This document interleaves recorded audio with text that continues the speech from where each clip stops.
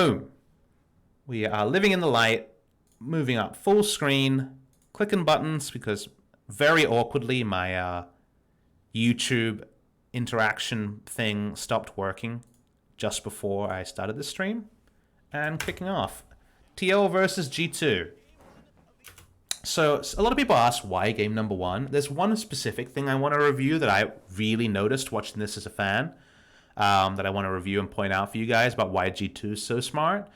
But I mean, I thought the gameplay in like all these games was pretty forgettable, but I thought the game one pick ban was the most interesting because this is, you know, the moment where you're like, okay, well, Team Liquid beat IG, who G2 couldn't beat, and Team Liquid did it in a style that was stylistically different to how G2 and IG play. Therefore, is it possible that Team Liquid could actually win this series? And at this point, the answer was maybe.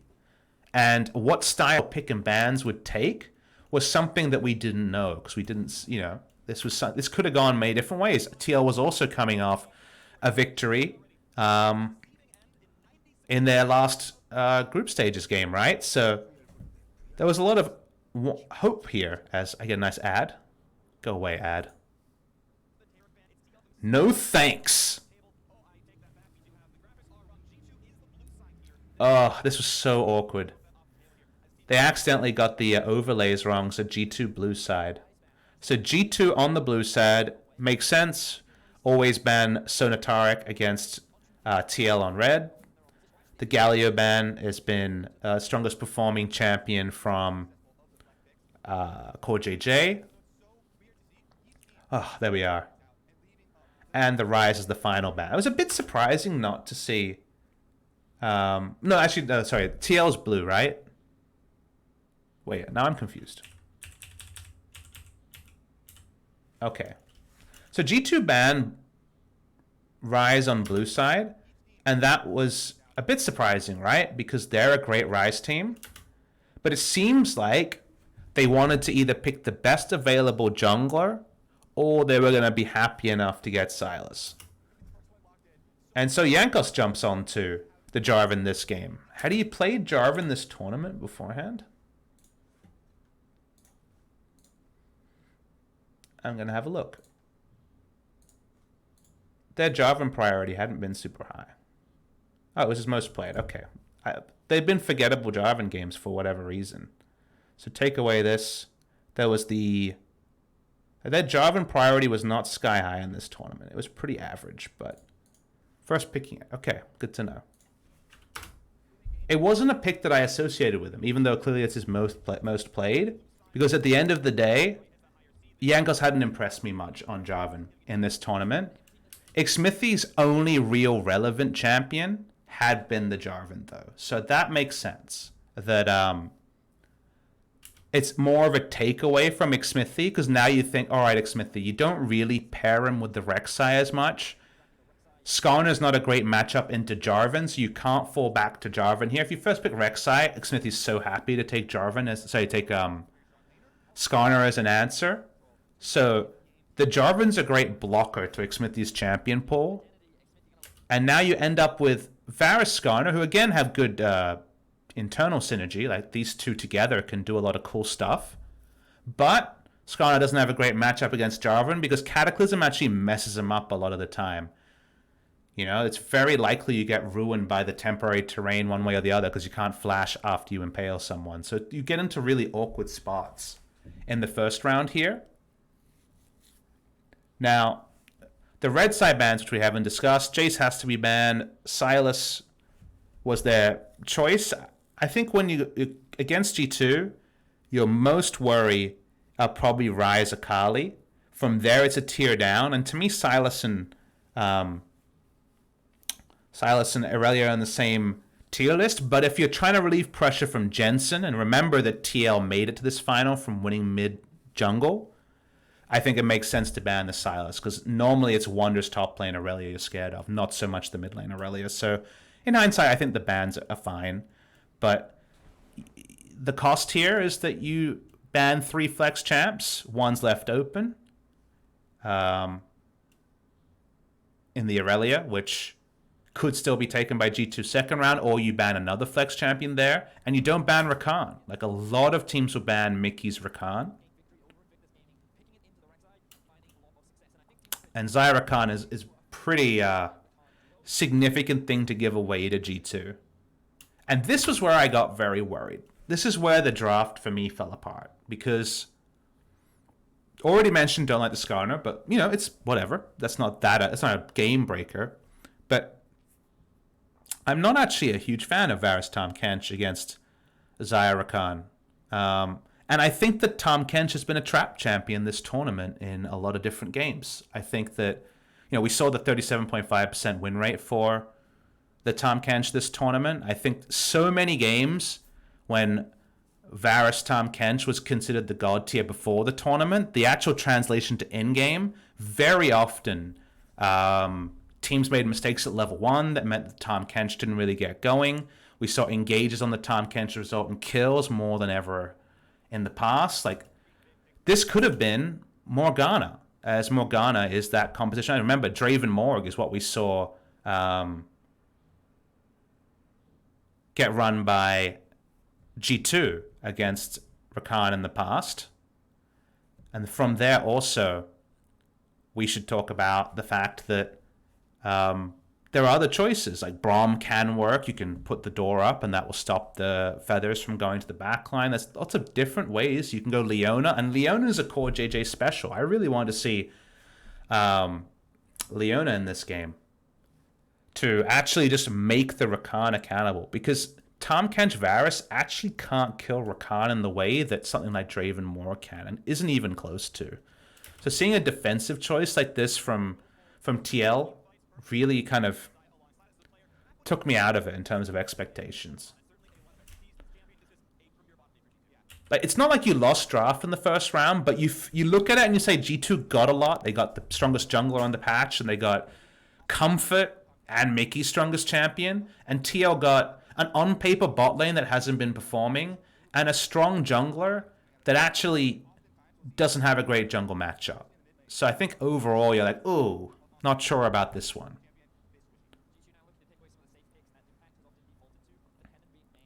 Trying to ban away mid laners here with the LeBlanc ban, trying to find a way to recreate a kind of mid prio for TL.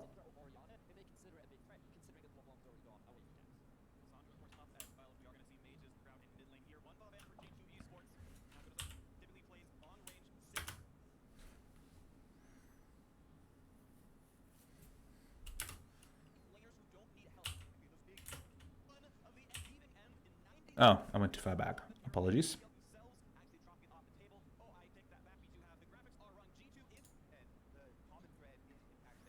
That was a whoopsie. So I wondered who they would give last pick to here, and my first thought during pick ban was mid lane. Just because, again, you already went Skarner into Jarvan, so you don't have a lot going on in terms of your jungle matchup. You kind of have to counter pick mid lane, otherwise the game is kind of going to be liable to be run over.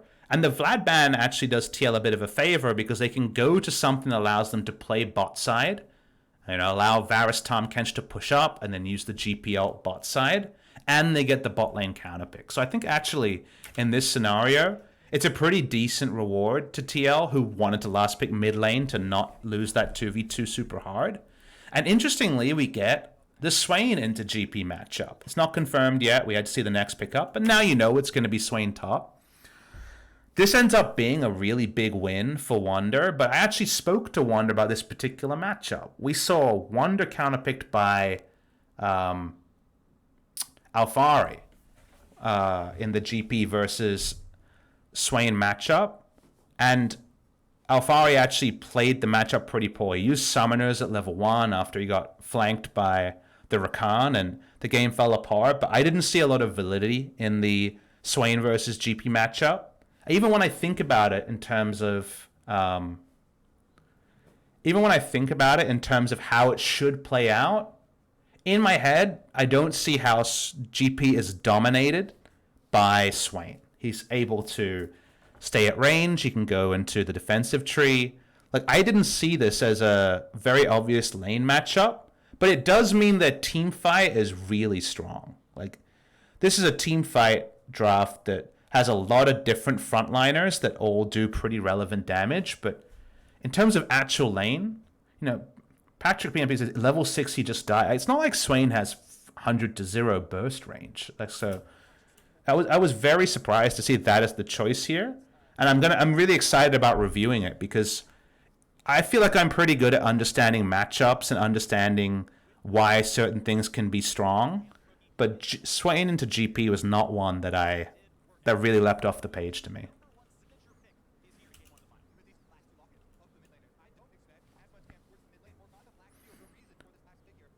Kokonar 1960. It isn't that Swain is dominated by GP, it's that Swain is allowed to dominate because no pressure from GP similar to that. That is very good analysis. If you're telling me that you get a free farmed Swain and that can be used earlier than a free farmed GP to take over a game, that's correct. I think that's a very good point.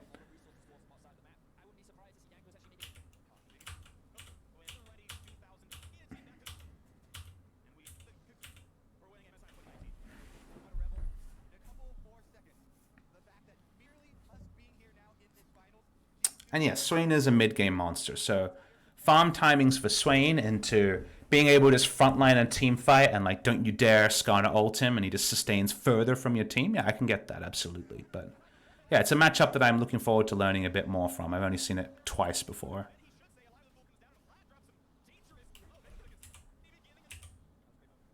Mickey is so active at level 1. Remember his 2 level 1 cheeses on Origin in the semi-final of the LEC. Gets over the wall this time. They don't get any summoners, but they push out the enemy.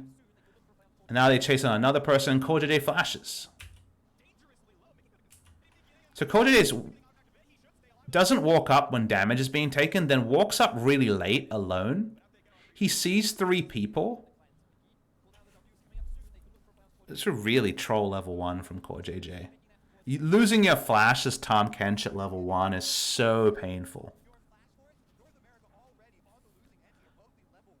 That means that TL are screwed level 1. Because Tahm Kench at level 1 has no lane presence.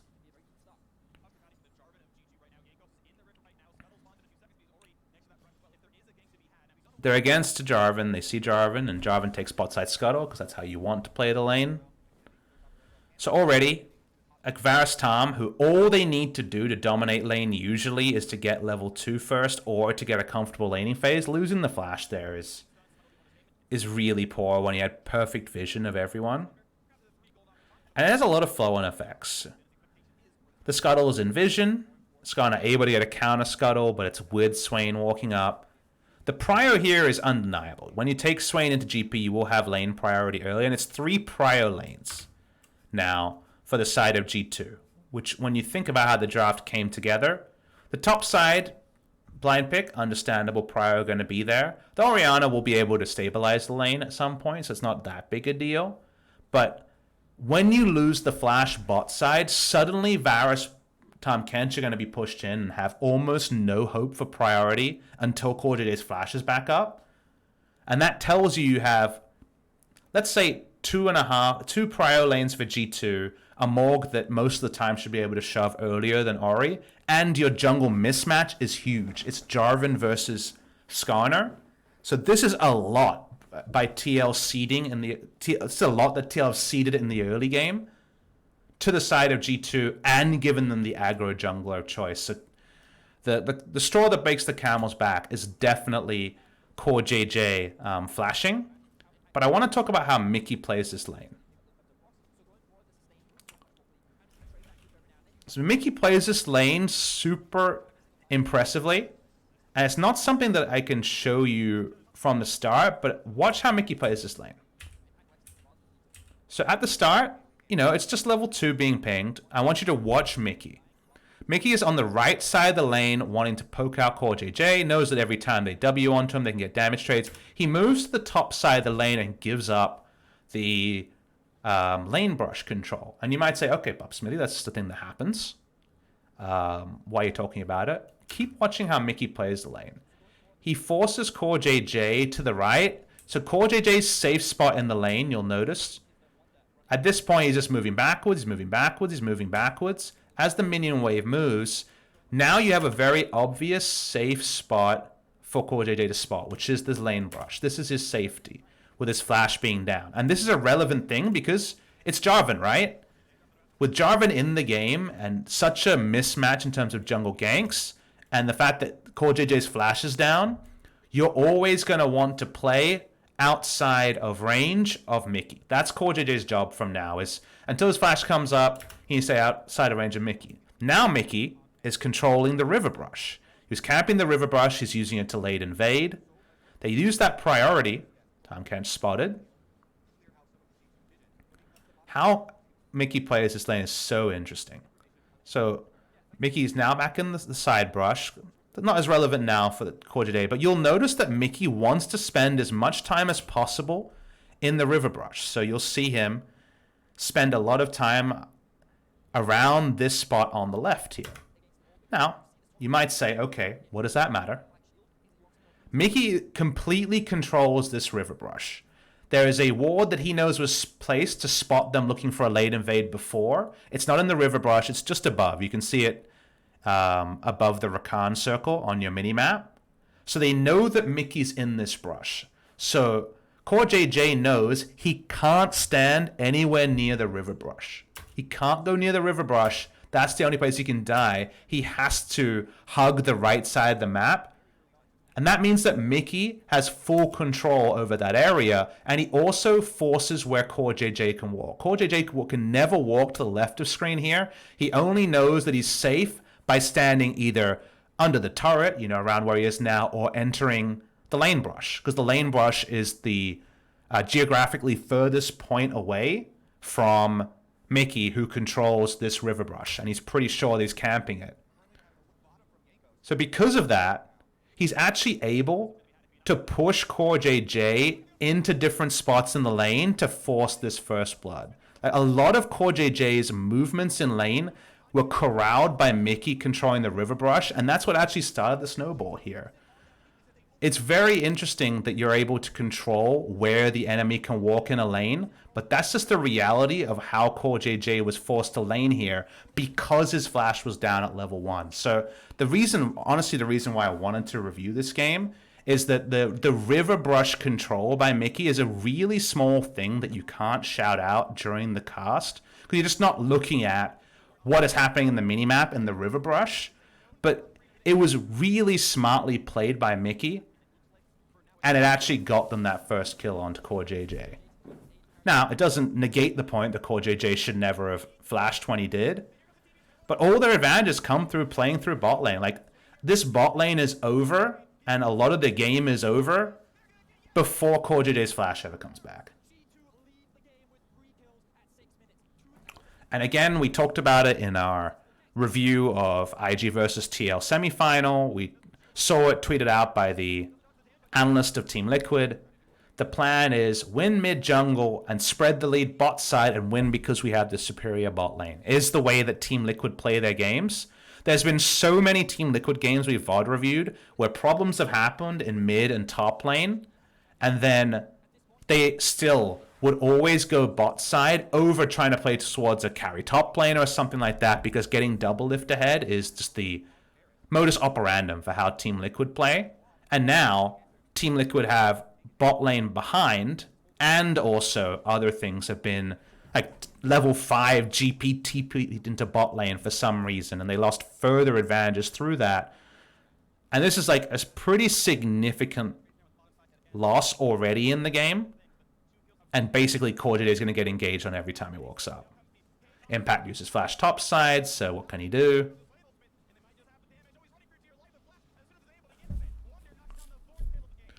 Like, Impact is dying here because he tried to make a TP play bot side. Did he call for that TP play? Was that something that Double Lift and CoreJJ called for? It's hard to say.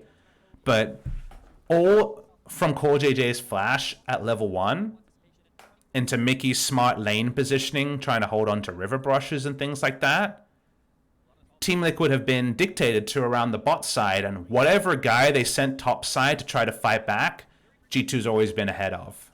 So the top now, Impact has like half a Catalyst items and 36 CS. Yes, I know it's going to be Phage and Sheen, but like, he's got a bit of health and mana. can't really enter lane, and he died because he TP'd bot lane and flashed, right? Like, that's the kind of issue here, is like you're reactive level 5 TPing as GP. No other team does that unless everything in your game is about bot lane winning, and that's all you've got. Nice moment from Jensen getting the nice shove onto the Morgana earlier, but the Predator's being used bot side. Everything's being used bot side to try to find a way to seesaw this game back in, but I just don't think it's possible.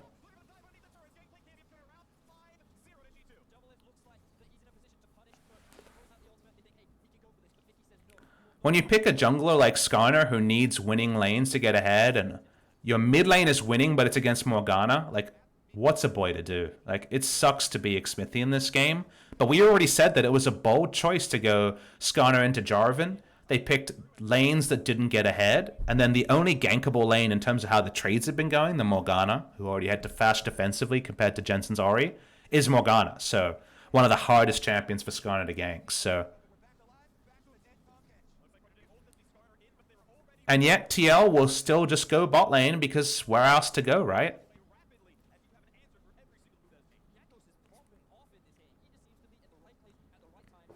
Secret Agent Jarvan, 007. One of the small reasons why Orianna isn't seen in the meta right now is she just doesn't really do damage till 2.5 items, and the game can largely be over. Jensen has played the laning phase here really impressively, and just taking down the Morgana Black Shield, poking her out, and things like that. But Orianna being ahead in mid, it's a champion that can't spread her lead. She's not LeBlanc. She's not a TP mid laner. She doesn't have, a chain or very easy crowd control when she shows up in a side lane. So the 20 CS lead she has really only matters way later in the game. And in the immediate parts of the game, her CS lead is irrelevant. And then G2's earlier power spike teamfight champions who skirmish well are going to get a lot of value.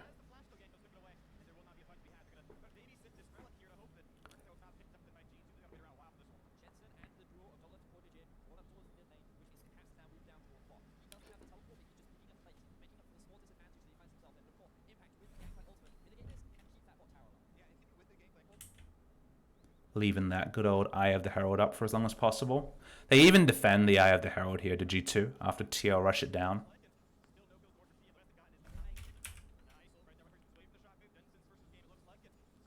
Lazy recall spot from double lift.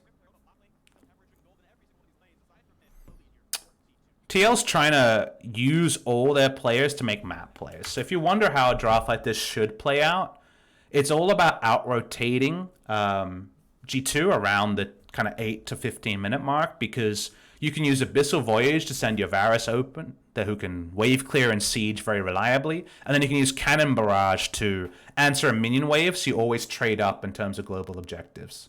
But unfortunately for TL, that doesn't matter when you're this far behind in gold. If you look at the Rift Herald before that they took,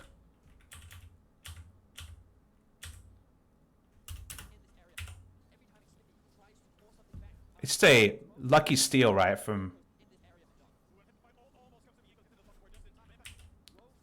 the Rift Herald claimed by G2.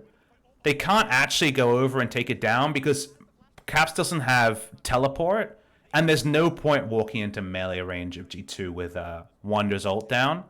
But it means that TL have to waste all of this time defending Rift Herald. They didn't even claim the Rift Herald with their map movements and their Cannon Barrage and things like that. They use Cannon Barrage bot side to extend the amount of time they get no gold defending the Rift Herald. Usually, in a comp like this, when you move around the map, you're always going to get a lot in the side lanes when you use your Cannon Barrage to defend. But they used a global resource to buy more time to not get gold and to deny the Rift Herald. And that's, again, still getting nothing and gold just being equalized. Suddenly, solo gold on turret plates is going down to the Morgana. I believe she got 3, including the first turret takedown. And TL got nothing. Doublelift got his back interrupted. And we have a 650 gold bounty at 13 minutes. It's probably the biggest gold bounty I've seen. It's the old 950 gold bounty. Pre 13 minutes on 80 carry. because Doublelift died a lot of times. Well, his bot lane, I guess, is, the bot lane died 4 times. Skarner and GP died bot lane, and all the kills went to the Xayah. Plus, Doublelift had to waste his time watching the Rift Herald timeout. He has 104 CS at 13 minutes, which by his standard is very, very low, while Xayah got more farm. So actually, you couldn't have a bigger disparity between AD carry and AD carries at this time.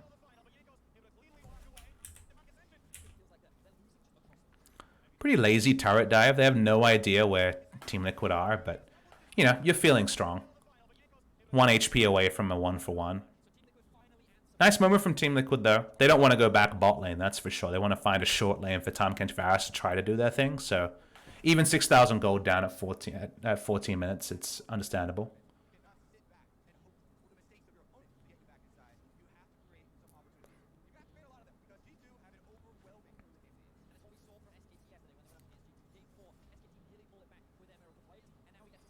There's no deep vision here. In fact, Doublelift flash ults, so it's just him running back to lane. It's not even a deep Abyssal Voyage play.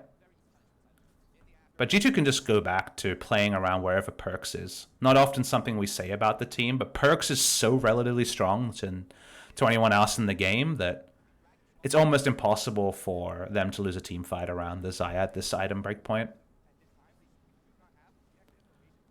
Oh, look at the difference in turret plates.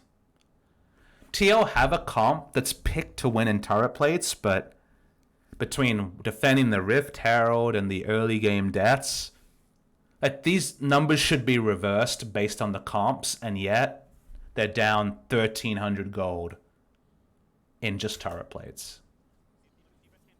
Outrageously large lead.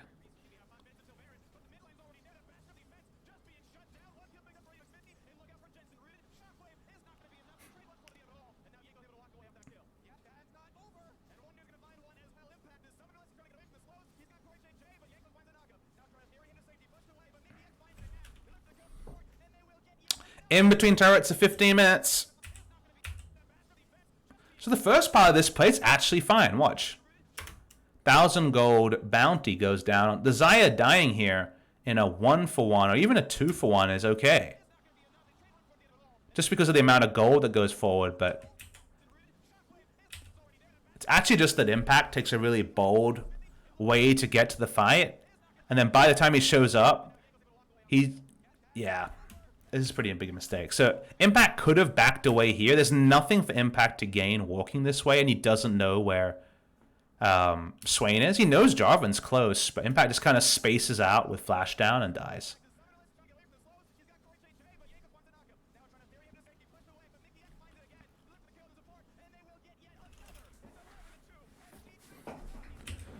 So take a step back in moments like this.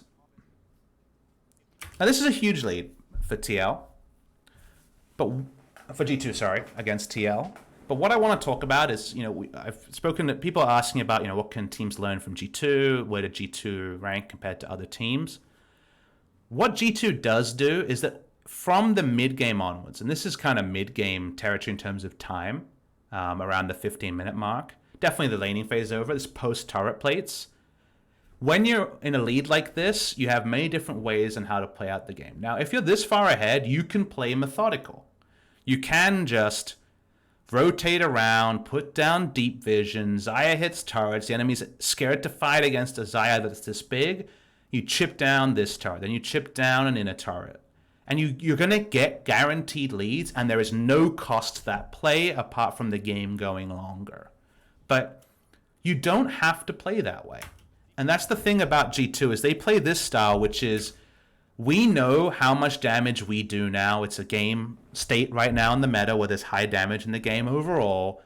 Let's get the maximum gold for us now. And if we give up a couple of kills, it doesn't matter because it's going to mostly be spilling in our mouths and not the enemies. So if you just watch this play again and consider how SKT would have approached this entire play and how different it would be. And it's what I think teams need to learn is that they continue to always push through for more. Wunder doesn't push in the free minion wave and get inner turret damage. He chases for further kills, hoping to catch someone in transition. G2 don't stop. They always turn for further kills. And that just means that when other teams would have got 1 kill and a turret, G2 gets 4 kills, 2 deaths, and a turret. And I think that's the way to go in this current meta. And I think that's what G2 does. That's very different to especially TL and SKT. It's the different game plan that you see LEC teams and especially LPL teams making that we don't see as much in Korea, and definitely wasn't the case in North America either. And this was not a playstyle that was afforded by the vision-centric metas of Season 7, Season 6, Season 5, but I think with the fact that you can get damage items and blow people up as hard as you can, and you're so much less likely to get scouted out on the way because of the lower vision, you got to smash and grab. And G2 in the mid game smash and grab better than almost anyone. Tempered aggression, explosiveness,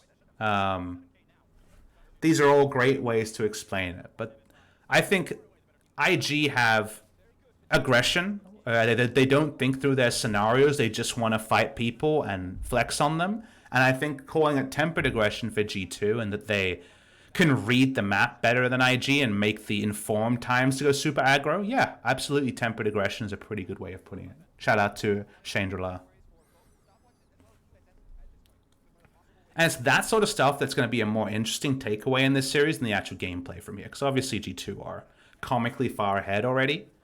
But it's the sort of thing I like watching because I'm not going to see this every game in the LCK. But I hope I see it some games.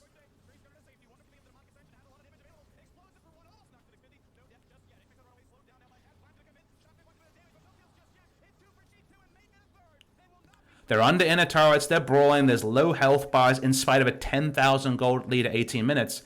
But PapaSmithy, what does it give you? What are we fighting over is kind of something you might ask in G2 games and IG games. It gives you an 18-minute inhibitor going down. There's no way with how terrain... Remember, this play starts here. No one is dead on either side. Ults are down. SKT never at this point gets inhibitor turret on this push. Never. But G2 does, because what you get by fighting and looking for more here is you subvert things like defender's advantage. The moment, if G2 say, okay, we made some mistakes, we took some health bars, let's recall, they recall all the wards you see on the map, the ward they have spotting the Krugs, the ward they have spotting the Raptors, control ward they have spotting the entrance to the red side jungle, they all get cleared out easily by Team Liquid, and then G2 have to fight to put down those wards again in order to make an aggressive play. So the vision actually doesn't end up transferring to anything if they back away now. If they fight now, everyone's in front of them, they know their item timings are strong, and what goes from usually being a stall out point, like if you ask me when does SKT get the inhibitor turret with the game at this state, I would say 23 minutes. We watch G2, they just go straight back in, get the kills, and their vision actually ends up being huge because no one's in position to wave clear, double lift can't walk up, and they get inhibitor turret 20 seconds later. And that's the cool thing about playing the way G2 and IG do, and that's what I want people to visually take away, is that if you do fight a lot more liberally and take the fights that other people pull away from because there's a chance you might incur losses, like just a moment ago, Azaya gave up 1,000 gold bounty to Orianna, and in LCK, like if I'm Cassia, I'm like, ooh, Orianna was already doing well in lane, that could mean so much in late game team fights. Guess what? Since then, Ori's had no time to buy relevant items because we're still early in the game and there's not a lot of gold for the entire team. You're not going to feel that disadvantage now. Just go and blow them up. And that's what G2 do. It's really cool to watch. It's a really different way to play the game than what some other teams do. And SKT showed a lot of skill playing the methodical style where you never give the enemy team a chance, but the game can just end up going to a late game team fight that in other cases will never happen. This game will never, when you play G2, you don't get late game team fights because it's kind of, you know, go big or go home territory.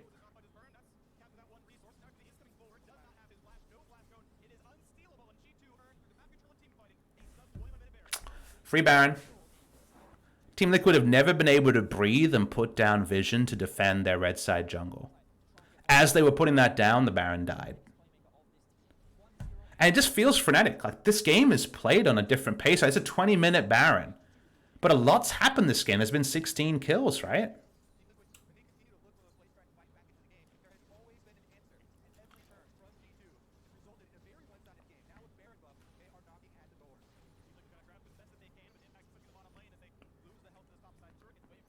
Swain pushing in mid lane with the Baron buff minions.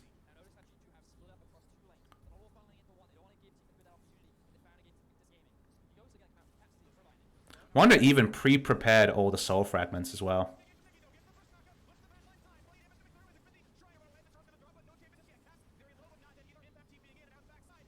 Oh, the Swain damage is ridiculous.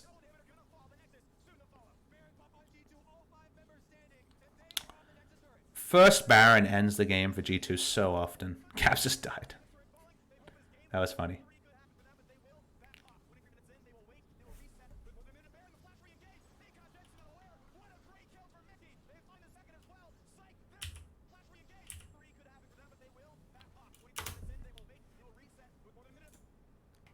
And even the best of us get undone in moments when you cast G2. For example, listen to Freak.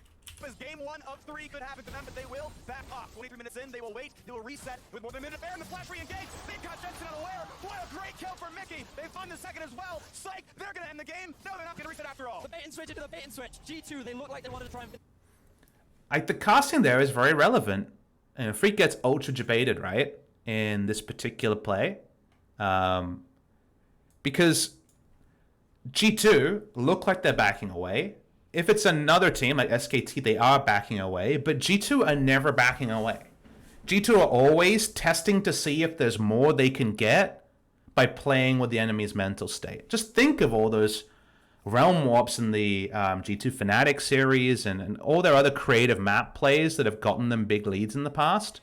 It's always more than meets the eye with G2. So it's moments like that that, again, are just quintessential G2 and why they are one of those standard bearers right now.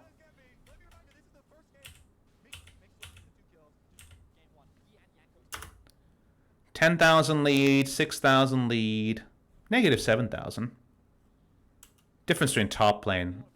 5 soul fragments team fights this early. No one has a chance to build magic resist or real items on the side of TL means that Swain is doing unbelievable damage. It's about sending a message. I mean, you're right.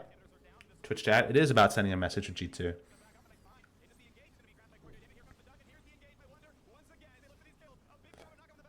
Perks is proxying people from their fountain. G2 Esports in commanding fashion will take game 1 of the 2019 MSI Finals. Europe versus North America, and G2 strikes first.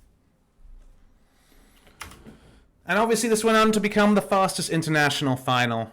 And I think a lot of people will look at this series and be like, why couldn't that beat? Like, a lot of people, like, if you turned off nameplates here and you told people it was IG beating Team Liquid, I think a lot of people, but yeah, that's what I thought it would look like.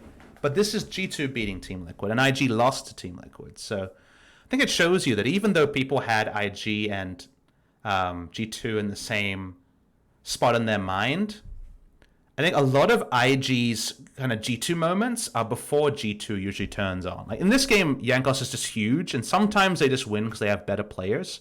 But I think G2 is like the smartest team in the world from, let's say, 15 minutes onwards. Sometimes it's earlier, 12 to 10 minutes. But G2 are really smart after kind of one item territory of, we've got this, how can we get everything from it?